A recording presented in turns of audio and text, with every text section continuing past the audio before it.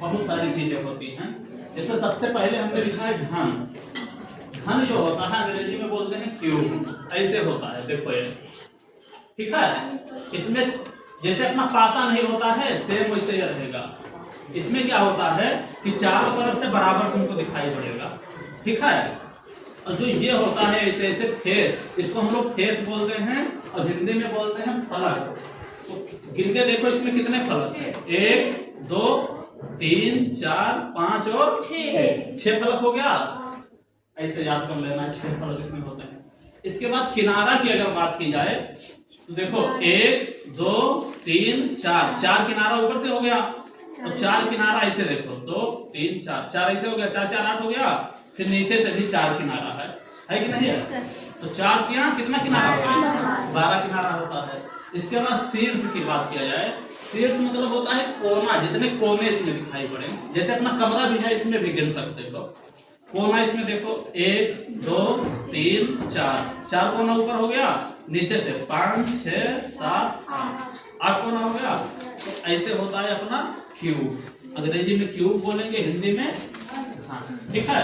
इसके बाद दूसरी आकृति है घनाभ। घनाभ में भी सेम उतना ही सब कुछ होता है, ऐसे होता है घनाभ, ठीक है। ये क्या है, ये घनाभ। खोल के दिखाने के दिख रहा है सबको, खोल दें इसको।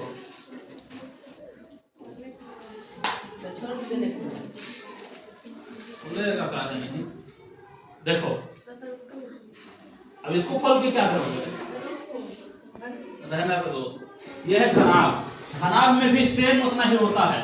जैसे कि अगर फेस की बात की जाए तो 1 2 ऊपर नीचे फेस हो गया, 3 4 आगे पीछे हो गया, 5 6 इधर हो गया, 6 फेस हो गया। फेस मतलब फलक। इसके बाद किनारा की बात की जाए तो वैसे सेम इसमें भी है, 1 2 3 4 5 6 7 8 और नीचे से 4, 12 हो गया किनारा। कोने की बात की जाए, कोना मतलब शीर्ष, अंग्रेजी में वर्टेक्स बोलते हैं। इसमें भी देखो कोना 8 रहेगा, 1 2 3 4 5 6 7 8, ठीक है। ये हो गया अपना घनाभ।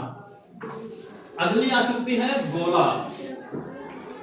तो गोला तो सभी लोग जानते ही हो, गोला दिखाने की जरूरत है नहीं, इसमें कोई गोला है नहीं तो कहां से गोला दिखा दूं। जैसे जो अपना गेंद होता है, गेंद होता है ना, बॉल, वो गोला होता है, अंग्रेजी में बोलते हैं स्फेयर। अच्छा, उसमें अगर हम लोग फलक गिनना चाहें तो चारों तरफ से एक ही रहता है ना, कोई उसमें अलग अलग फेस दिखता है, अलग अलग फेस नहीं है। तो गोला में फेस कितने हो जाएंगे, 1। और अगर किनारा शीर्ष की बात की जाए तो इसमें कोई कोना नहीं होता है ना कोई किनारा होता है, इसीलिए गोला में किनारा और शीर्ष नहीं होता, ठीक है। अगली आकृति है बेलन। बेलन जिसको अंग्रेजी में सिलेंडर बोलते हैं, ठीक है। जैसे कि ये है अपना बेलन,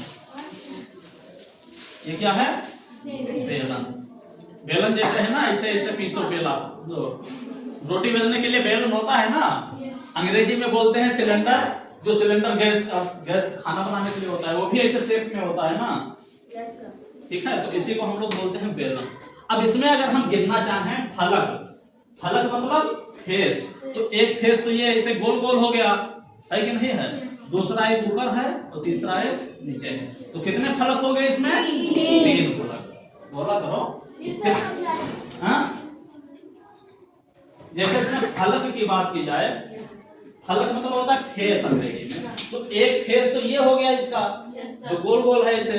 इसके बाद दूसरा फेस ये ऊपर वाला हो गया, ठीक है। तीसरा फेस ये नीचे वाला, ठीक है। ये हो गया फेस इसका।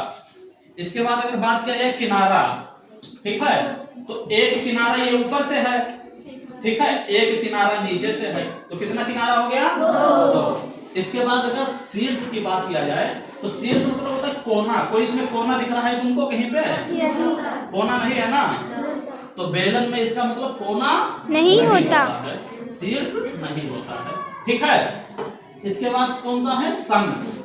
संघ जैसे जो हम लोग ये राहुल के बर्थडे में टोपी जो पहनते हैं, ठीक है, जो टोपी पहनते हैं इसी को हम लोग बोलते हैं संघ, ठीक है। बर्थडे वाली टोपी जो होती है ना, वो शंकुआकार होती है। या फिर 10 to 1 कहीं पे जो लगा रहता है वो भी शंक्वाकार बनाया जाता है। अंग्रेजी में बोलते हैं कोन। क्या बोलते हैं इसको? कोन। तो अगर इसमें बात की जाए तो सबसे पहले क्या है? फलक। फलक यानी कि फेस। फेस कितने हो गए? एक फेस तो ये है, ठीक है, ये वाला फेस है, चारों तरफ जो घूम रहा है। एक फेस ये हो गया और दूसरा फेस नीचे है, ठीक है। तो कितने फेस हो गए इसमें? दो फेस। फेस के बाद क्या होता है? किनारा। तो किनारा इसमें कितने हैं? एक ही किनारा है ना। किनारा मतलब जो इसे एक दिखाई पड़ रहा है, यही किनारा हो गया, एक हो गया। अब कोना देखो इसमें, शीर्ष मतलब कोना। कोना कहीं दिख रहा है? Yes sir. कहाँ दिख रहा है? ऊपर एक कोना है। तो शीर्ष भी इसमें कितने हो गए? एक, ठीक है। इसके अलावा भी कुछ आकृतियां तुम लोगों की किताब में है, जैसे कि पिरामिड। पिरामिड तुम लोगों की किताब में लिखा है ना? तो हम देखते हैं, अगर इसमें पिरामिड होगा तो दिखा देंगे।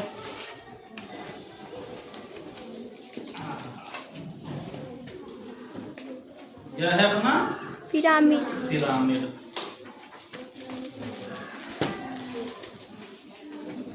इसमें अगर गिनना चाहें तो कितने इसमें फेस दिख रहे हैं तुमको? 1 2 3 4 5। तो पिरामिड में कितने फेस होते हैं? 5 फेस। नोट करना चाहो नोट कर लो। कितने फेस हो गए? 5 फेस। अच्छा, अब किनारा की अगर बात की जाए तो 1 2 3 4 5 6 7 8 9 किनारा हो गया। 9 किनारा हुआ। इसके बाद वर्टेक्स की अगर बात की जाए, शीर्ष मतलब कोना। कोना कितने दिख रहे हैं? कोई गिन के दिखाएगा? सर हम दिखा। आओ इधर विकास, कोना गिनो। 1 कोना, 2 कोना, 3 कोना, 4 कोना, 5 कोना, 6 कोना। कितने कोने हो गए? 6, ठीक है। तो ऐसे ही याद कर लेना है तुम लोगों को पिरामिड में कि फेस कितने होते हैं? 5। फेस कितने हो गए? 5। किनारा कितना हो गया? 9। और इसके बाद कोना कितना हो गया? कोन मतलब शीर्ष कितने हो गए? 6, ठीक है। तो यही इतना होता है। ऐसे ही पिरामिड में भी होता है, सेम ऐसे प्रिज्म में भी होता है, ठीक है। एक 3D आकृति प्रिज्म भी होता है। हाँ, 3 डायमेंशनल आकृति एक प्रिज्म होता है।